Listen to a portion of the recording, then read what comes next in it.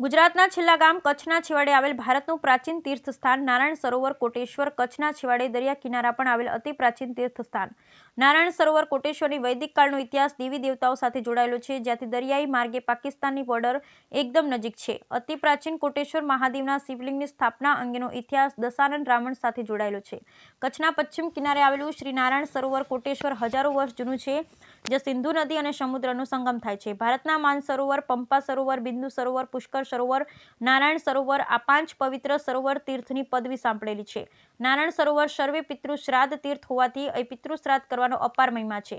નારાયણ સરોવરમાં સૌથી જૂનું મંદિર ભગવાન આદિનારાયણનું છે, જે મૂર્તિ સમુદ્રમાંથી પ્રગટેલી ચમત્કારી હોવાનું મનાય છે. નારાયણ સરોવર કોટેશ્વર સિંહ સાગર તીર્થ તરીકે પણ ઓળખાય છે. ઈસવીસન 1819માં કચ્છમાં આવેલ ભયંકર ભૂકંપના લીધે કોટેશ્વર મંદિર પડી જતા વિક્રમ સંવત 1877-78 ઈસવીસન 1821-22માં ગુંડિયાળીના જેઠા શેઠ તથા શાહ સોદાગર સુંદરજી શિવજીએ એનો પુનઃદ્વાર કર્યો હતો, જેને લગતા શિલાલેખ હાલ મંદિરમાં સચવાય છે. કહેવાય છે કે અલાઉદ્દીન ખિલજી સિંધુની સુમરીઓ પાછળ કચ્છમાં આવેલો ત્યારે તેને કોટેશ્વરના શિવલિંગને ખંડિત કરેલું, જે પાછળથી સમરાવલી લેવામાં આવ્યું, જેની નિશાની આજ પણ શિવલિંગ પર જોઈ શકાય છે. અલાઉદ્દીન આવ્યો તે સમયે મંદિર નાથ સંપ્રદાયના કાનપટ્ટા સાધુ હસ્તક હતું. પાછળથી એક ગુંસાઈઓ પાસે આવ્યું, જે આજ સુધી ચાલુ છે. દરિયાના કિનારા પર આવેલ નારાયણ સરોવર અને કોટેશ્વર વચ્ચે અંદાજે 1.5 કિલોમીટરનું અંતર છે, પણ બંને નામ ભેગું બોલવામાં આવે છે. હાલ ભારતમાંથી હજારો શ્રદ્ધાળુ નારાયણ સરોવર કોટેશ્વરના દર્શનાર્થે આવે છે. રિપોર્ટ જયેન્દ્રસિંહ ઝાલા.